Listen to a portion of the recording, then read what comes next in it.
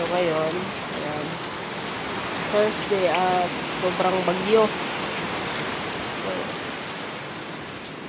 hindi ako pumasok sa trabaho kasi sa kakapasok araw-araw na ulan, inubo at silip ko na ako. Yan, kung naririnig nyo yan, oh, grabe. Magdamag to. Grabe talaga. Kaya, oh, hangin pa. Kaya, hindi ko kayang lusobin yung ulan. Lagi akong nababasa. Kaya, nagkakasakit na ako. Kaya, absent is the key muna tayo ngayon. Sayang yung kita. Pero, kalusugan muna lang unahin natin. Kaya, ingat guys. Yan, dahil umuulan, hindi ako pumasok sa trabaho. Nag-absent ako kasi tulong-tulo na yung sipon ko. Bagong sipon, bagong upo. So, gagawin natin bago ako matulog. Naglagay ako ng lupa. Ito na lupa. Oh, yan.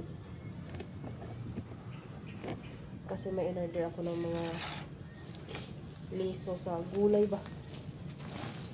Maabot doon niya. So, maglagay na ko direta.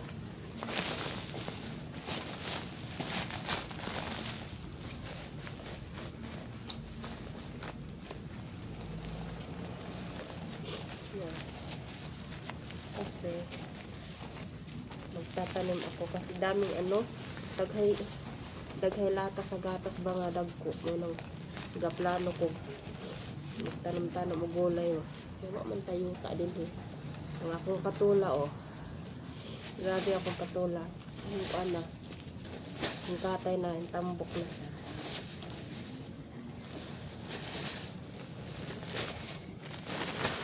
Ay. Yan. Yan. Kundi na siya. Kanang yota na isagol tahop. Yan ang akong gibutangan kaning tray sa kanang labahan. Kaya na siya buho-buho ba niya. Walang isa pinanog. Plastic. Pero kung halimbawa mo nila tumutangan sa liso, buhuan lang po na akong plastic para malusot ang tubig ba. Hindi malata. Wala siya. Grabe si pa. Sige ko. Mabot ha. Aking misaw. Ulan kaya nasa cage. Yan. Kita niya kung patula, oh. Hingkatay na siya. Tulo na siya kapunuan. Tambok na po. Sa ako matulog. Magbutang ko ano. Para inag-abuton niya. Sa akong order. Mga liso. Ako butang din. Diba? At para sa nang buho-buhoan niya sa plastic ba. Para dili po ano. Makahungora po siya. Guba naman ko na siya nga tray. Pasensya na sigig-higop ko sipon ba. Natubod akong ilong.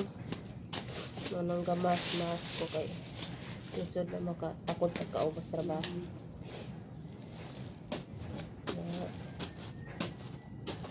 Kaya, kung dili na ko siya hapinan og plastic, dako raman po kayo yung buho, yung mga mata.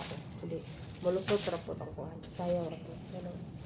Pag may buho na po siya gagmay. Para kuan niliipon mo malata ang liso ba. Kaya malagi tayo taan din eh. Kaya mahal kayo ng mga palito sa palengke. Maswerte hay lawod po itong mga liso nga akong di-order. Mabuhi.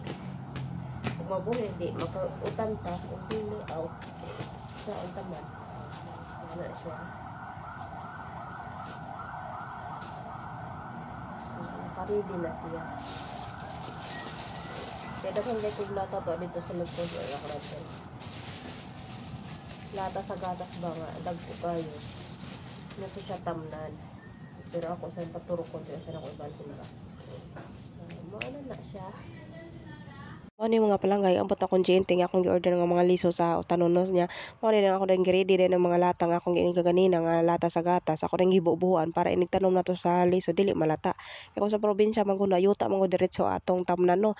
Nya dinhi sa Manila kaya ang atong makuan ko nato umtay kawalingong kaluyutaan aw mao na magpalitan tag luyuta nga disilupin niya atong suod sa lata aron nga makatanom-tanom tag-on nya mo na diri ako giingon nga inyo palangga nga mga paswertehan lang gyud ang mabuhi kay wa man ta kahibaw kung mabuhi ba ni kay lahi man gyud ang nasa tinuod nga yuta og nasa yuta nga gisuod sa lata.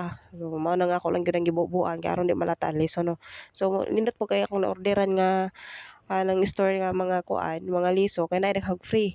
Naay mga talong, naay kalbasa, naay sunflower, naay oregano, naay mustasa, mga inana mga palangga ang mga free nindot pag kaayo kay daghan ka siya free.